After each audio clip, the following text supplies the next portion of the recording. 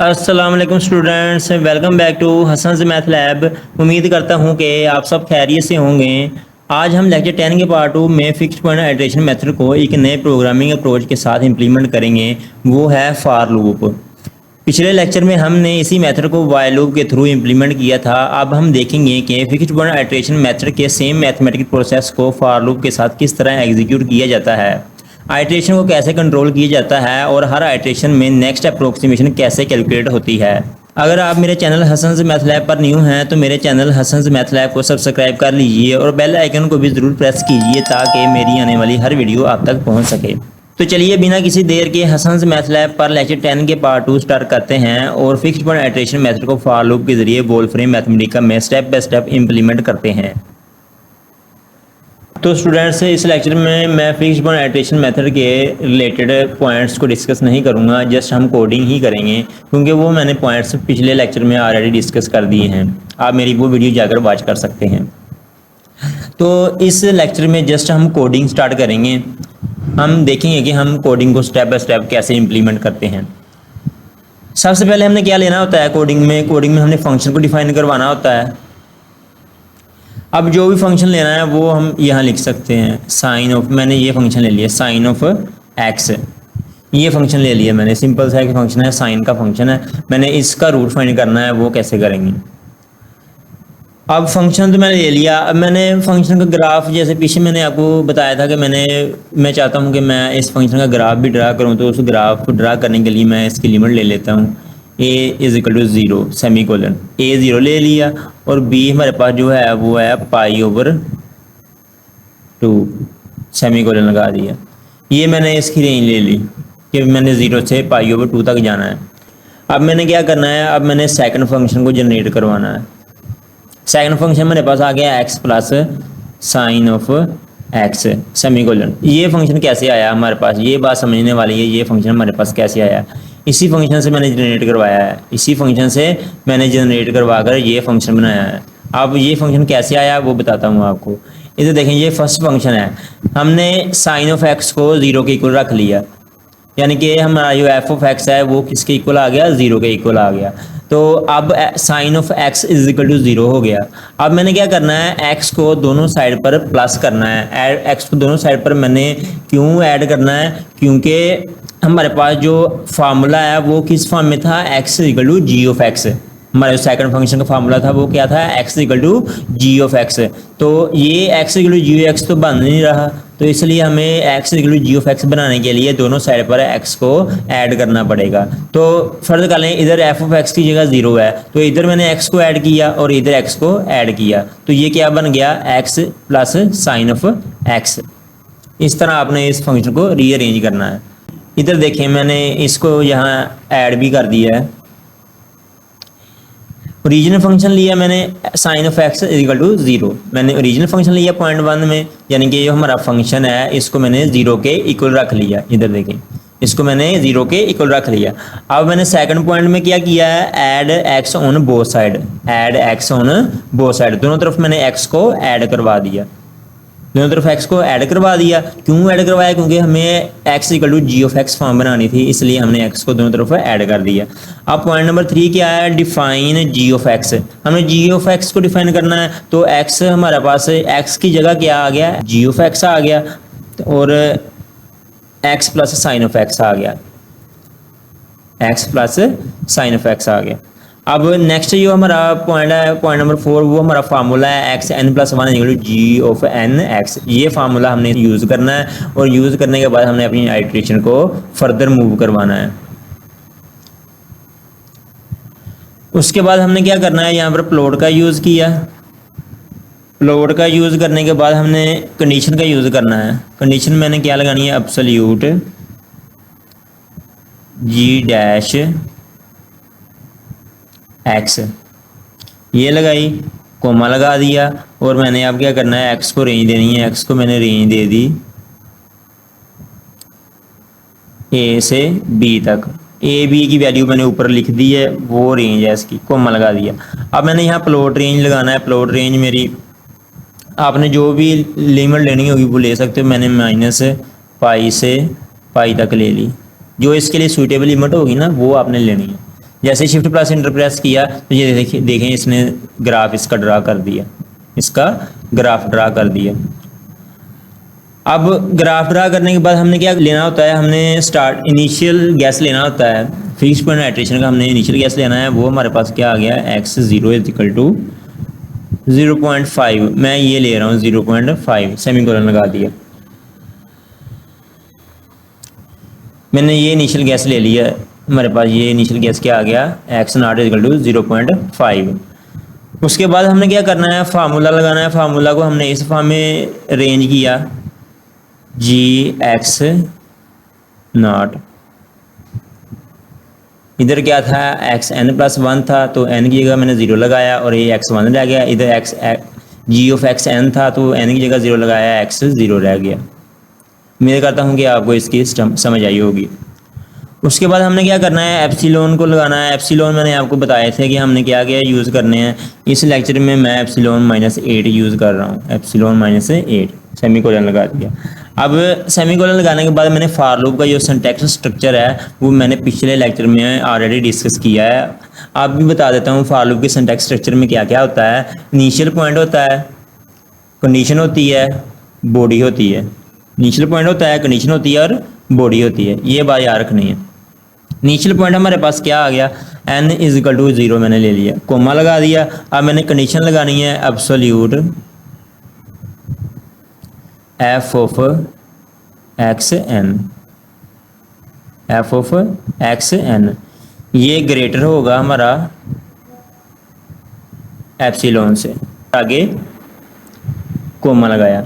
अब इसका क्या मतलब है कंडीशन का, ये कंडीशन क्या है कि अगर हमारा absolute value f of xn की ग्रेटर देन एप्सिलॉन आ गई तो जो हमारा लूप है वो खुद ही स्टॉप कर जाएगा, जो हमारा लूप है वो खुद ही स्टॉप कर जाएगा। आपने ये बात ध्यान से कंडीशन लगानी है, कंडीशन आपकी रॉन्ग ना हो।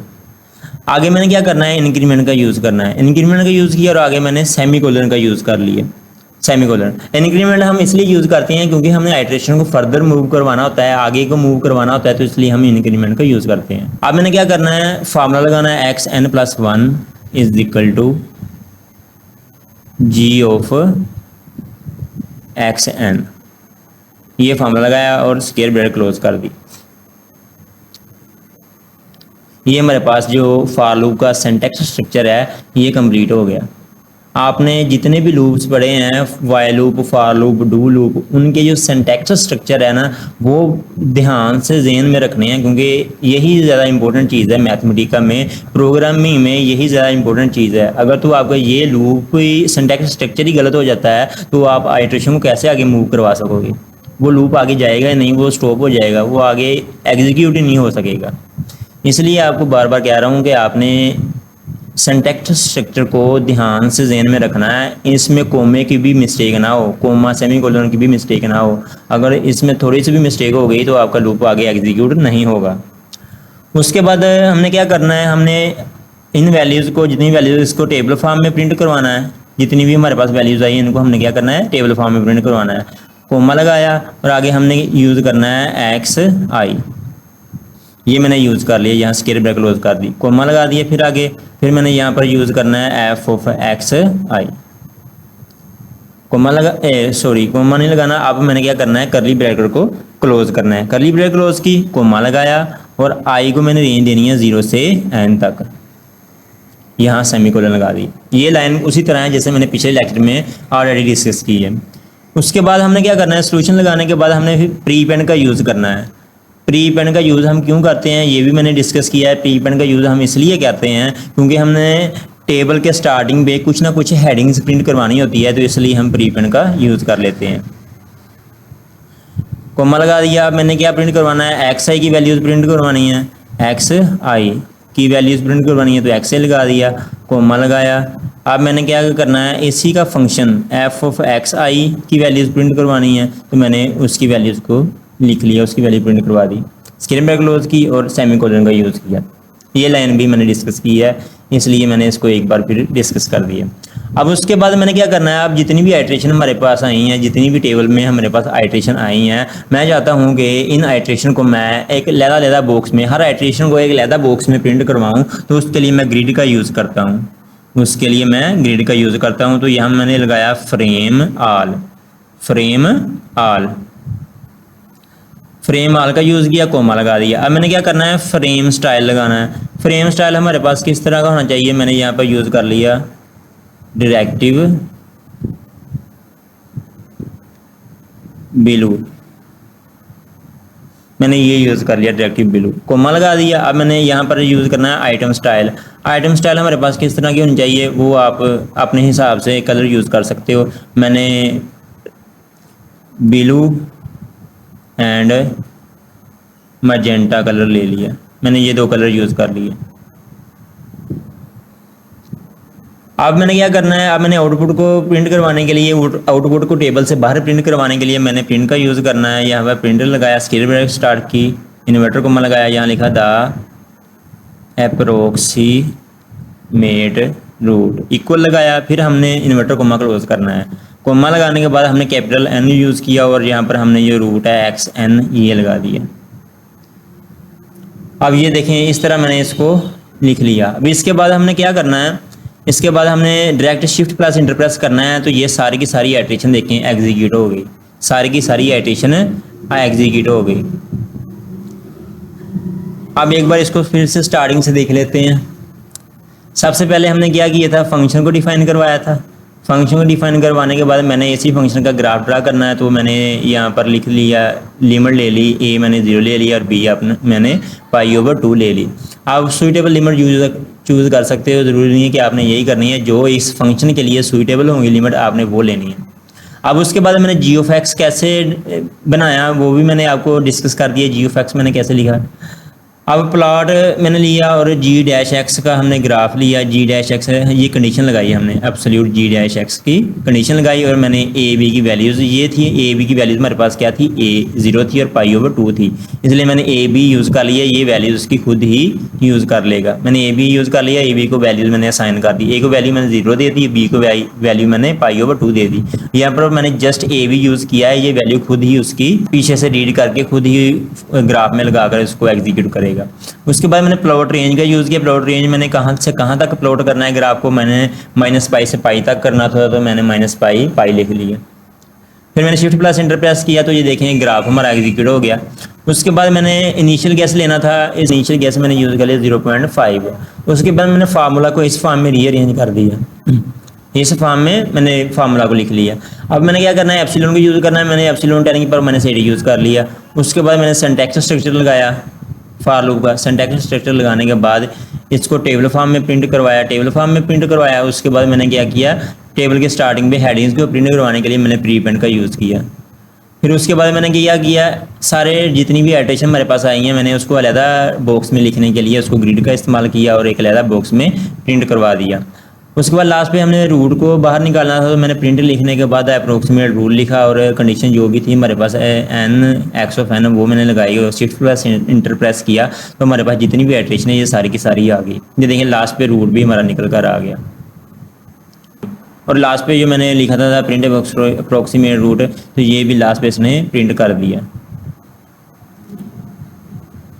तो उम्मीद करता हूँ कि फ्रेंड्स आपको मेरे इस लेक्चर की समझ आई होगी। अगर इस मेथड के रिलेटेड या जितने भी मेथड मैंने पहले डिस्कस कर दिए हैं उनके रिलेटेड अगर आपको कोई भी प्रॉब्लम है तो आप मुझे पूछ सकते हो, मैं आपके हर कमेंट का रिप्लाई करूँगा।